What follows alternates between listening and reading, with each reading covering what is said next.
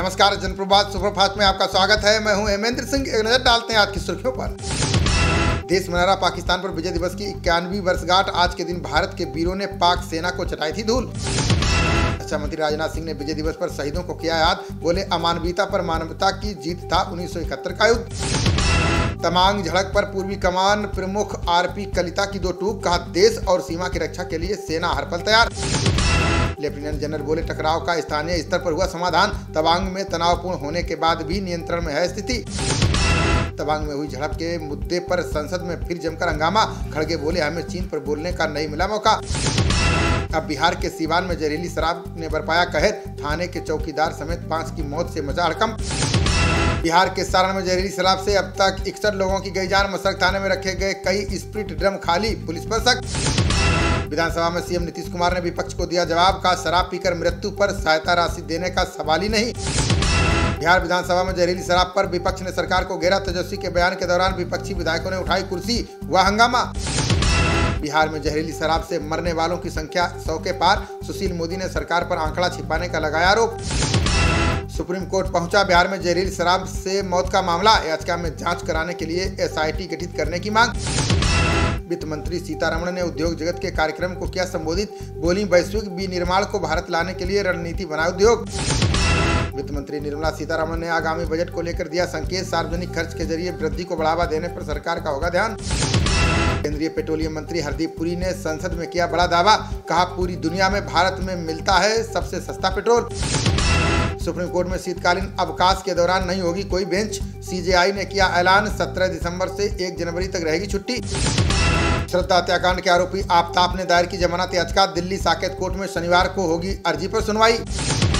भगवा बिकनी विवाद में बढ़ी दीपिका पादुकोण की मुश्किलें। सूचना और प्रसारण मंत्रालय में दर्ज कराएगी शिकायत।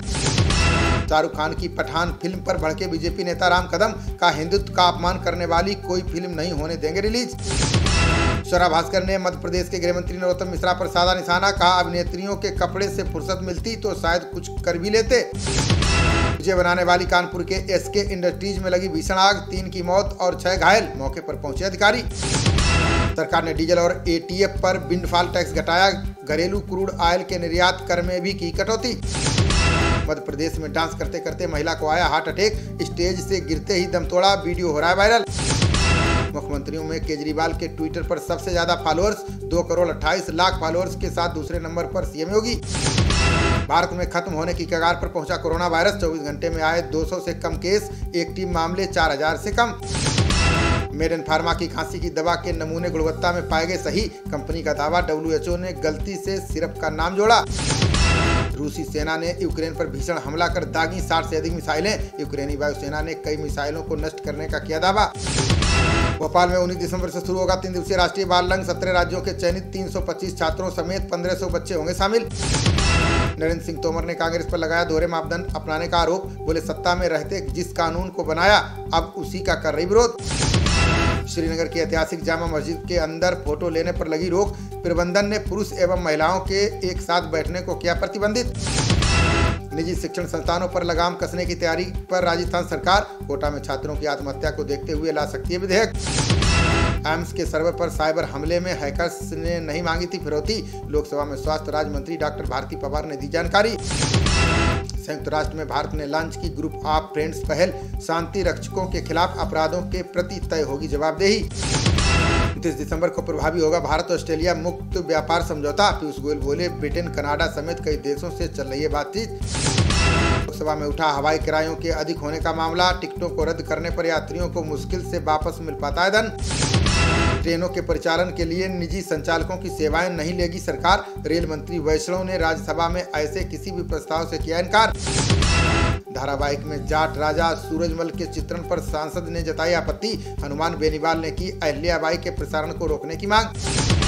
हवाई अड्डों पर बढ़ती भीड़ पर बोले केंद्रीय मंत्री ज्योतिरादित्य सिंधिया। का सामान की जांच के लिए बढ़ाई जा रही है एक्सरे मशीनों की संख्या।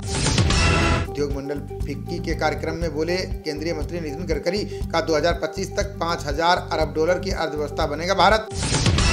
सुप्रीम कोर्ट ने बिहार सरकार और यूपीएससी को जारी किया निर्देश। का डीजीपी के उत्तराधिकारी को लेकर शीघ्र करें फैसला। सांसद को जेंटलमैन कहने पर बिफरे अधीर रंजन को स्मृति ईरानी ने दिया जवाब। बोली, आकाओं को खुश करने के लिए कांग्रेस के सांसद करते हैं हंगामा। 2025 के अंत तक क्षय रोग से मुक्त हो जाएगा भारत। केंद्रीय स्वास्थ्य मंत्री मनसुख मांडविया ने लोकसभा में किया दावा। डूब रहा है केरल का प्राकृतिक सौंदर्य से भरपूर मुरुतुतु द्वीप। रिपोर्ट के अनुसार सुनामी के बाद विस्थापित हो रहे हैं स्थानीय लोग। अगले महीने 30,000 रुपए तक वाहनों के दाम बढ़ाएगी होंडा। बढ़ती लागत और सख्त उत्सर्जन नियमों को कंपनी ने बताया कारण।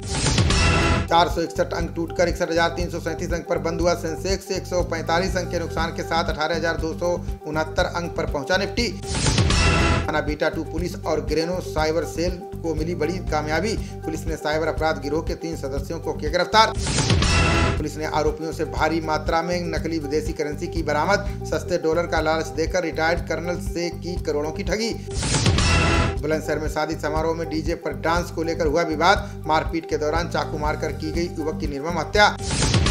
भारत के 404 के जवाब में बांग्लादेश पहली पारी में 150 रन पर ढेर। कुलदीप यादव ने 5 और सिराज ने झटके 3 विकेट। भारत ने अपनी दूसरी पारी 2 विकेट 258 रन बनाकर की घोषित। दूसरी पारी में बांग्लादेश ने बिना विकेट खोए बनाए 42 रन। फर्नांडो सैंटोस ने पुर्तगाल फुटबॉल टीम के कोच का पद छोड़ा। अब विवादास्पद जोस मोरिनो को मिल सकती है जिम्मेदारी। खबरों का सिलसिला जारी रहेगा। देखते रहिए जनप्रवाद। नमस्कार।